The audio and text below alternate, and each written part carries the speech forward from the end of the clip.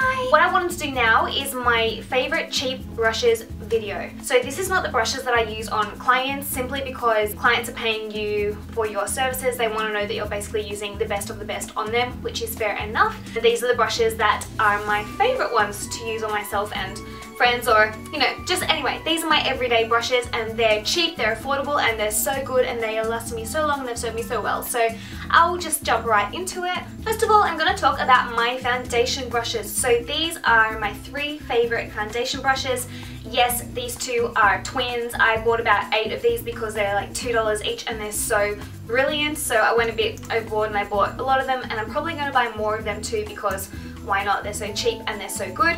And this is like their cousin. Basically they're the same thing. This is a flat topped synthetic haired buffing brush, and then this is a synthetic haired buffing brush but with a dome top. So this one is brilliant for getting into those nooks and crannies, like your nose contours, around the ears. No one puts foundation around the ears. Like here-ish, around the mouth, the eye socket.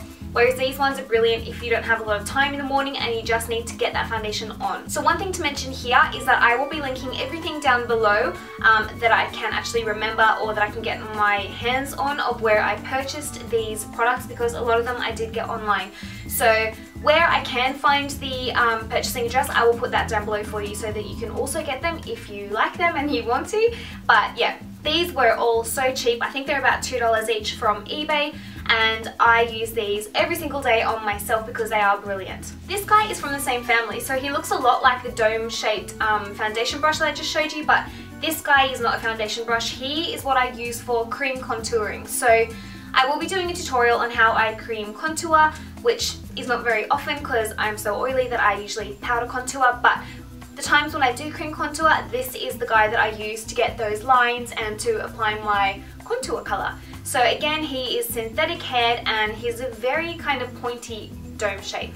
But yeah, again, he was about $2 and he's just lovely. For my powder brush, I love this guy here. This guy here is from Bdellium Tools, and Bdellium Tools, probably I'm saying it wrong, but anyway, I think that's how you pronounce it. These guys are my favorite ever brush brand. Every brush they do, I just want it in my life, and I use a lot of those brushes in my kit. So anyway, this brush here is my favorite powder brush. As you can see, it is angled and it is so soft. Honestly, I could sleep on this guy. He is just, because this guy is so soft, it's brilliant at putting your powder on to set your foundation in place. It's angled so you can get into those like crevices around your nose and stuff. And because it's angled and very soft, it's also good for flicking away any fallout that happens to fall down onto your cheeks. So another powder brush that I like is this Eco Tools one, and he's so dirty. He's got so much powder packed into him. This is the one that I carry with me in my purse, in my bag. So this is what I use for touch-ups during the day with my powder. If I'm not using the sponge that my powder came with, I use this guy because he's very dense. And again, he is synthetic haired, and basically I just press this into my nose and my T-zone with a bit of powder on it and get rid of all the oiliness. And he's also good for powdering around the eye area if you've put any concealer around the eyes. He was still cheap. I can't remember how much I paid for him. I got him in a little travel set at London Airport, actually, at Heathrow, and I think he was really cheap, otherwise I wouldn't have bought it, but I just wanted something quick for the plane, and he came in that little set and I just love him. He's so sweet. Speaking of Eco Tools, these guys also came in that little travel set. This one here is a flat eyeshadow. Well, technically it's actually their concealer brush, but I certainly do not use that for concealer. It's way too densely packed and meh. What I use that for is packing down shadow on the lid. This brush came in the same set and I love it. It was my first ever blending brush because I got him that long ago, and he still works. He's still really good, still dense. He's a bit dirty now in the rim. Do you call it that? The ferrule? Ugh, I don't know. He's a densely packed synthetic haired blending brush, and it holds its shape really well. The amount of times this guy's been used and then washed is ridiculous, and I've not seen one hair fall out of this. So Eco Tools as a brand of brushes, I highly recommend. Next are 2 other Bdellium Tool brushes. These are my 2 blending brushes for eyes, and I use these probably every single day that I put makeup on. These are my go-to brushes, especially this guy here. So this one here, I can't tell you how much I love this. This is probably my favorite brush in the entire world. I have about 10 of these for my makeup kit because I love it that much. It is a duo fiber eyeshadow blending brush, and I use this for everything. I use it sometimes for contouring the cheekbones. I use it all over the lid, and you'll see in my makeup tutorials I always use this. The number of this brush is 787, and I will have the link down below for you. He's so soft and he's synthetic haired, so you can apply creams, you can do anything with it. It's very, very sturdy. This guy does the work for you. So if I've got 5 minutes to get ready and I'm running late for a job or something like that, I whack a bit of shadow onto my eyes with this guy, and people think that I've spent ages blending my shadow out, but I haven't. It's him. He does all the work. If out of any of these brushes I'm showing you, you want to get one, get this one and you will be so happy. My other Bdellium Tools brush, he is number 785, and he is much more densely packed. He is not duo fiber, and it is also a synthetic haired brush, but this one has a much pointier end to it. So this is what I use for the very outer corners of my eyes to kind of pack on a little bit of black or a really, really dark brown and elongate the eyes. I use that for that kind of thing, and also in the crease to create a cut crease. Because it is so pointy at the end, it gives you that really nice shape to the eye. So yeah, another very good Bdellium Tools brush. Basically, as you will see, the only brushes that I really use for myself and for clients are blending brushes. I use them for everything on the eyes. I really hate the little flat brushes like the first EcoTools one that I showed you, but you know, you've got to have a few of them in your kit, but they're really not essential in my opinion. I would invest in a few different blending brushes personally, because they will do the work for you. This one here is a Real Techniques brush, and it is actually the base shadow brush apparently. So it says, but I do not use that for base shadow, I use that for the crease. It's quite a narrow brush, but it's also flat, and then it's pointed at the end, if that makes any sense. But basically, because of that shape, it's really good for the crease, and it's good for doing a cut crease, it's good for underneath the eyes, and it's very soft and synthetic haired, and yeah, it's a great blending brush and affordable. I'm going a bit mental with my blending brushes here, but here's a different one that I like to use. This one is a very stiff blending brush, so I use this for more intricate work like underneath the eyes, in the crease. When I don't want things to be too blended and I want them to be more dense or more precise, I use this brush here, and the brand is DMT. I got this one as well from iMats, and they stock so many brushes, and the number of this one is 4600W/06, which probably means nothing to you because it means nothing to me, but again, I will put the link down below so that you can check this brush out if you want to. And this brush is by Royal and Langnickel. It's basically like a bigger version of the Real Techniques blending brush that I showed you.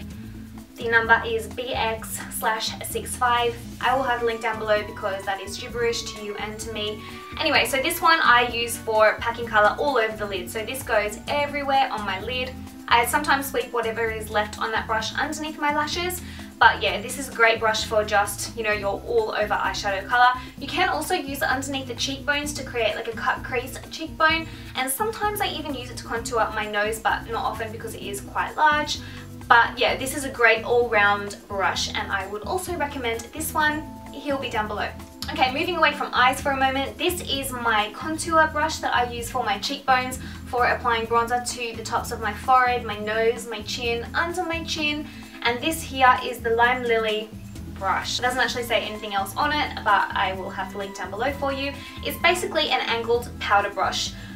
It's very soft and it is quite densely packed, but it still moves with your skin. So it's perfect for doing contouring. Basically what I do with this, as you would have seen if you watched my powder contouring video, is I apply this underneath my cheekbone and I basically go backwards from there. So this one will apply your colour quite naturally, and it basically blends it as it goes, which is perfect. After using this, I then go in and use this. This guy is my MAC 168 brush. So basically this one is still a angled powder brush, but it's a lot more dense and smaller. So basically what I do with this one, after I've used my first contouring brush, I go in with this and I basically apply a darker colour from here to here, and that just makes the crease look deeper. So I actually have two of these, but they've been going for, I think I've had these for about 6 or 7 years now, and they're still going strong. They're still not losing any hairs. This one here is another cheapo that I got off eBay, and I do have the link to that one, so yes, it will be down below. This is what I use for when I do my cream highlighting and contouring. This is what I use for my highlighting part. So I basically dot the lighter foundation or cream or whatever I'm using in the areas that I'm going to highlight, and then I press them into place with this. I put it here and here and here. He is very, very densely packed. He has no brand name because he's that cheap. And he is synthetic haired. So yeah, he cost me maybe $1 or $2 and he'll be down below so you can check him out if you want to. But yeah, that is that brush. Can't really tell you more about it. This brush here is the brush that I use for my concealer. So again, I'm pretty sure I got him from the same place that I just got the last brush that I showed you, the whatever. Anyway, he was so cheap. This guy, he must cost me about $1. Maybe I'm exaggerating, maybe they're more expensive than that, but from what I remember, they're really, really cheap, or I wouldn't have got them, because basically these are like my experimental purchases. So this is what I use for my concealer. He is basically a small version of a foundation buffing brush. So what I do, I get my concealer, I warm it up on the back of my hand, and then I basically pat this around my nose, underneath my eyes, on any blemishes. So yeah, it's just a good all-rounder concealer brush. Again, he has no brand because it's that cheap, but he has served me well for about a year now. This one is what I call a bullet brush, and I don't know if that's what they're actually called in real life. I have a feeling they are, but anyway, I call them bullet brushes. Basically, these are good for doing a cut crease. So very, very densely packed hairs, and it is by LimeLilly Cosmetics, but you can get a bullet brush in pretty much any brush brand. This just happens to be the one that I use on myself because I got all their brushes. They're an Australian brand. So this is what I use to blend out my cut crease, but obviously not blending as much as what a blending brush will do. This just basically makes your line appear softer whilst keeping the colour density where you need it. So it's always good to have a bullet brush in your kit for doing things like that. Lastly, I have this eyebrow brush from Chanel. The brush name is Brow and the number is 12. It is so stiff and so dense, and it is just brilliant for putting Anastasia Dip Brow, for putting creams on your brows, for putting shadows on your brows or powders on your brows. These are the most brilliant brushes for brows ever created, in my opinion. And I have been through a lot of brow brushes and none have matched up to this one. He was about $38 in Australian money, which is a lot of money in my opinion on a brow brush for myself, but I ended up getting a few of these, some for my kit, one for myself, because they are that good. So if you've got a Chanel counter near you and you need a brow brush, definitely check this brush out because you will not be sorry. Because it's so stiff, it makes it really easy to maneuver and get the right shape for your brows. So yeah, I would definitely recommend that brush. I know I said that was the last one because this one is not actually a brush. This is a scalpel. Scalpel, is that what you call it, or do you call it something else?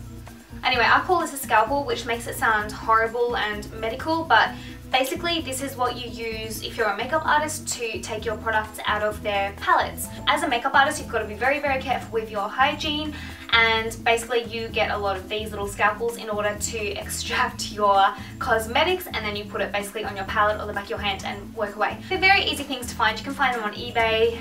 Some people use like artist's knives, like for painting and things like that. Anything will do, and you don't really need them unless you're a makeup artist, but I would recommend, if you can find one, to get one, because that way you can keep your cosmetics a lot more hygienic for yourself as well.